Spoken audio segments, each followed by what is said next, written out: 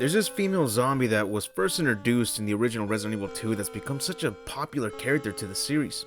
And she doesn't even have an official name, let alone any information as to who she used to be.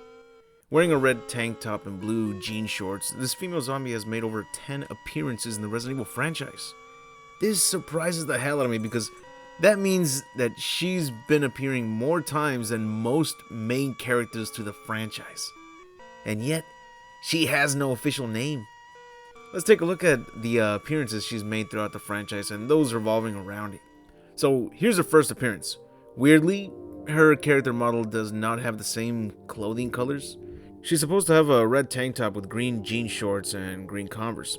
But her character model has a black tank top with blue jean shorts and red shoes.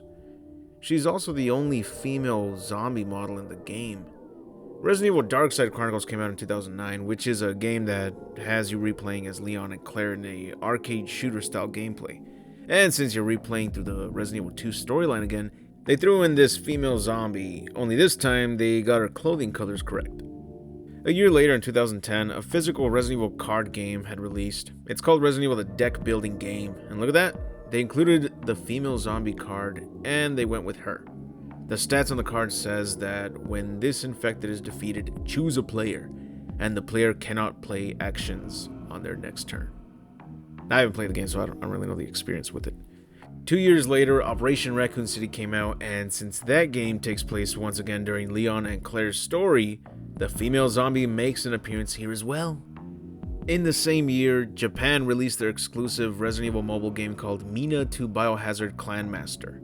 This game has a shit ton of character cards like most card games based on a popular franchise, so naturally, they included the popular female zombie of RE2.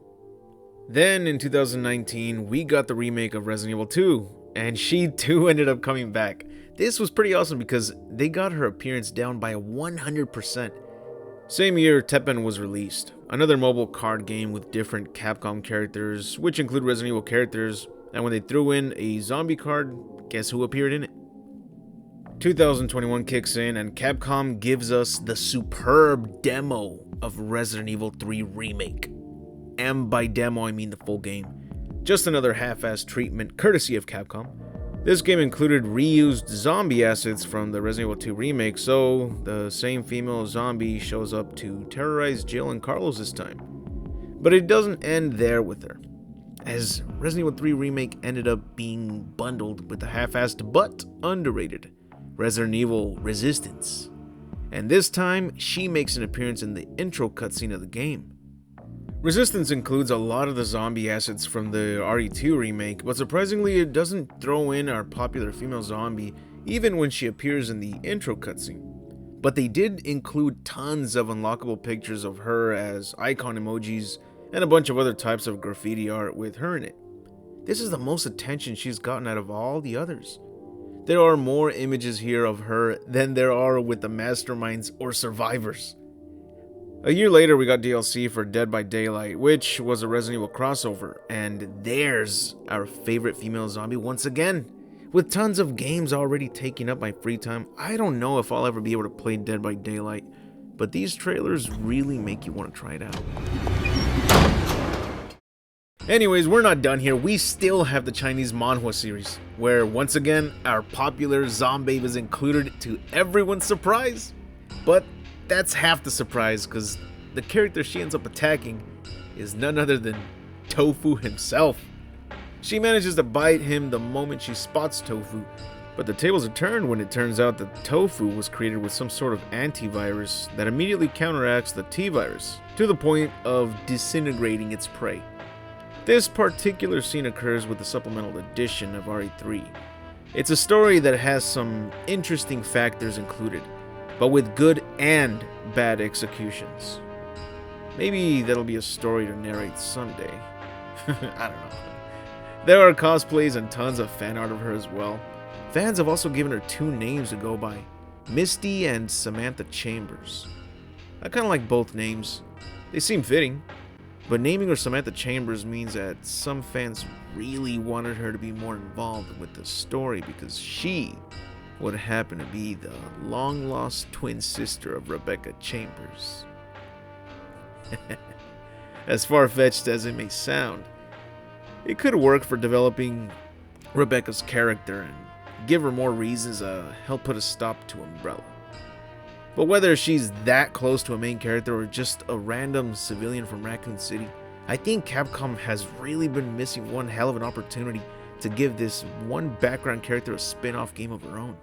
And I'm not talking about another app game. I mean, we gotta see her side of the story, her side of the outbreak. That's one thing every fan has always been on board with, seeing more point of views from those that were living in Raccoon City when the outbreak occurred. If it was up to me, I'd make a game where you play as this female civilian trying to escape with her friends, but throughout the story she starts losing them one by one. Also, I'd make her wear like a blue button-up shirt over her red tank top, and give her like a hat. By keeping her, this way, that way I could keep her identity a secret, sort of, so it feels like this is a whole brand new character. Then, in the middle, she'll lose her hat during the zombie attack. Then near the end, her button-up shirt gets too thrashed or muddy or, something like that. So she removes it, and that is when the player realizes that they've been playing as that particular female zombie from Resident Evil 2 this entire time. And they now know that it's not going to end well for her by the end of the game. But I don't think Capcom would make a game about her. These days they're only focused on re-releasing their most highest selling game, no matter how many times they've already released it. And making Resident Evil games only when they're trying to copy the success of a different game by a different company with different game genres. And it doesn't help that they always completely half-ass their latest games. Speaking of half-assed games, Resident Evil Reverse finally released not too long ago, 2 months ago I think. I better check to see what fans have to say about that game.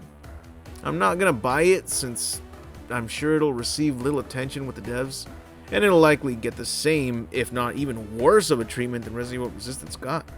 And the devs promised a lot with Resistance. I actually just recently finished unlocking all 655 cosmetic items in that game, which means that I'm finally gonna be finishing off that deep analysis review of the game, so that a veteran Resistance player can show everyone the pros and cons with the game in excruciating details by this jabroni.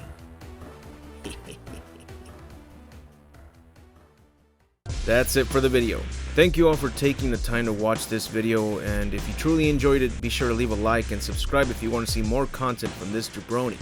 I cover lore videos, facts, movies, and game reviews, all based on my favorite franchises such as Resident Evil, The King of Fighters, Mortal Kombat, Celebrity Deathmatch, The Mask, Dragon Ball, The Terminator, TMNT, and more.